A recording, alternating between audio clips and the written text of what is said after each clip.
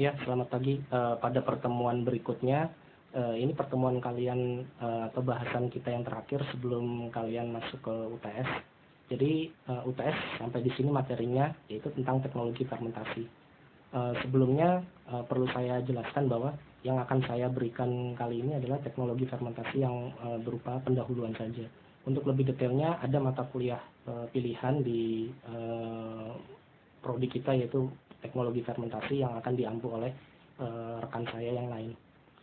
Jadi di sini saya hanya ingin menjelaskan selayang pandang dan sekilas atau pendahuluan atau konsep-konsep dasar yang kalian perlu kuasai sebelum masuk ke teknologi fermentasi jika kalian ingin mengambil mata kuliah pilihan di semester berikutnya. Jadi apa sih itu teknologi fermentasi ya? Bisa kalian lihat di slide. Jadi kalau kan kemarin kan kita kan sempat pertemuan membahas tentang kondisi kebutuhan akan oksigen.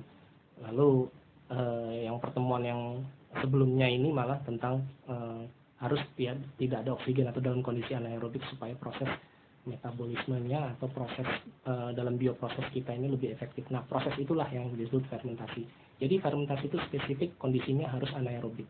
Nah, kalau klasik ini didefinisikan sebagai kita proses mengurai senyawa kompleks secara anaerobik menggunakan mikroorganisme menjadi senyawa sederhana. Jadi tujuannya adalah mengurai atau memecah. Kalian juga masih ingat konsep dari biokimia. Jadi fermentasi itu sama dengan respirasi, jadi proses katabolisme memecah.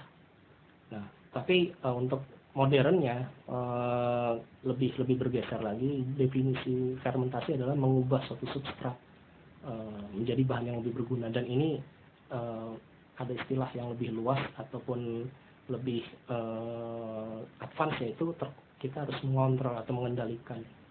Ya, salah satu faktor kendalinya adalah memang dari kondisi anaerob, tapi bukan hanya itu yang utama. Kita harus melihat juga kondisi suhu, pH, dan lain sebagainya. Jadi apa itu fermentasi?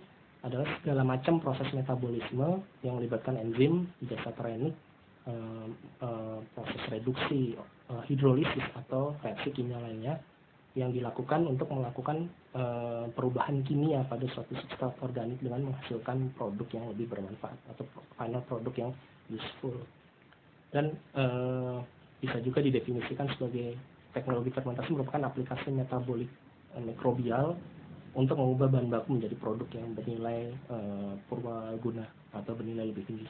Jadi produk-produknya ya sering kalian jumpai, misalnya kayak kalian lihat bir, sake, itu sebenarnya senyawa kimianya itu dalam bentuk etanol, asetat, lalu antibiotik, enzim, vitamin, protein sel tunggal, itu pun semuanya bisa diperoleh dari menggunakan atau memanfaatkan teknologi fermentasi. Jadi teknologi fermentasi jelas ya, bukan disiplin ilmu sendiri, ini dia ilmu teknik terapan dan juga menggunakan banyak multidisiplin, varian-variannya juga cukup luas, proses produksinya pun serta parameter-parameternya lebih kompleks, jadi kita bisa mengkombinasikan dan menghibridisasi proses-prosesnya jadi produk akhir yang lebih canggih lagi.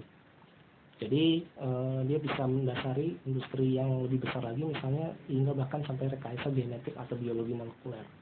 Jadi jika dalam aspek yang lebih besar yaitu bioindustri, ini dapat memanfaatkan aktivitas mikrobial untuk menghasilkan berbagai produk atau jasa yang berguna bagi kemaslahatan manusia. Jadi bisa produknya atau bahkan skalanya pun dalam skala yang lebih global. Tujuannya udah jelas tadi, udah saya jelaskan bahwa untuk menghasilkan produk yang memiliki kandungan nutrisi, tekstur, biological availability yang lebih baik, serta menurunkan zat anti nutrisinya yang dapat menghambat proses atau efisiensi proses. Ada beberapa faktor mengapa kita perlu melakukan atau kita menggunakan produk atau proses fermentasi jika dibandingkan proses lain. Jadi proses fermentasi ini dia bisa membuat produk yang tidak dapat diubah melalui proses kimia, tetapi dengan fermentasi bisa diubah. Lalu kondisi prosesnya lebih lunak, dia efektif, bahan bakunya dapat diperbarui, serta dapat mengubah bahan yang murah menjadi produk yang bernilai ekonomi tinggi. Tapi di samping ada kelebihan juga ada kelemahan. Kelemahan proses fermentasi adalah campuran produk yang kompleks, lalu cairan fermentasi bersifat encer dan produk sedikit, resiko kontaminasi. Ini yang sangat amat lagi menjadi concern bagi para ahli, khususnya bagi para microbiologist. Dan yang terakhir bagi para engineering adalah hasil yang sangat amat acak, yang cukup beragam. Itulah tantangan dan kelemahan dari proses fermentasi yang masih perlu kita kaji dan perlu kita update lagi. Lalu ada jenis-jenis fermentasi. Jadi jenis fermentasi ada beberapa. Jadi yang pertama kategorinya adalah jenis fermentasi yang diklasifikasi berdasarkan medium tumbuh mikroba. Jadi ada 3 macam. Yang pertama fermentasi padat atau solid substrate fermentation. Jadi ciri spesifiknya adalah di sini medium yang digunakan ataupun nutrisinya itu tidak larut, tetapi dia dikondisikan harus lembab untuk keperluan mikroba. Lalu yang kedua fermentasi semi padat atau submerged substrate fermentation. Jadi ini di sini medium nggak larut, tetapi kelembapan cukup. Dan yang terakhir fermentasi cair. Di sini benar-benar medium larut dan atau tidak larut. Jadi substratnya itu benar-benar dalam bentuk berwujud cair. Lalu yang kedua ada jenis fermentasi yang berdasarkan proses kerja, itu dari batch culture fermentation. Jadi dia tanpa penambahan substrat selama fermentasi berlangsung. Lalu yang kedua fat culture fermentation, beberapa nutrisi atau media ditambahkan selama fermentasi dalam interval tertentu. Tidak ada medium tumbuh yang dipindahkan. Lalu ada semi batch. Di sini sebagian dari cairan fermentasi dipindahkan setelah proses berlangsung sekitar 70-80%. Dan sel yang tertinggal dalam tangki diendapkan atau dicentrifuge untuk digunakan lagi pada batch yang berikut. Yang terakhir continuous culture fermentation. Jadi nutrien atau media yang ditambahkan ke sini dilakukan secara kontinu, terus-menerus dalam fermenter, dan produk dipindahkan secara terus-menerus. Jadi sebenarnya istilah batch atau continue itu lazim ditemui dalam dunia engineering. Kalau batch itu prosesnya itu discrete atau bertahap, tapi kalau continue adalah continue, dia berlanjut terus, tidak ada waktu tunggu. Yang terakhir jenis fermentasi berdasarkan kondisi media. Jadi di sini fermentasi bisa dilakukan dalam kondisi steril maupun kurang steril. Istilah teknisnya dalam kondisi steril itu aseptik, kalau tidak atau kurang steril semi aseptik. Misalnya contohnya pembuatan alkohol pada kondisi steril itu memang harus benar-benar dijaga sterilisasinya.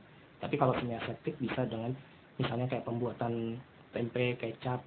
Jadi kondisi yang biasa, yang tidak diperlukan produk dengan kualitas yang atau baku mutu yang sangat amat tinggi. Ya sekian. Sekarang tugas yang harus kalian kerjakan. Pertama, jelaskan hal-hal yang merupakan faktor penting guna mengoptimalkan proses fermentasi.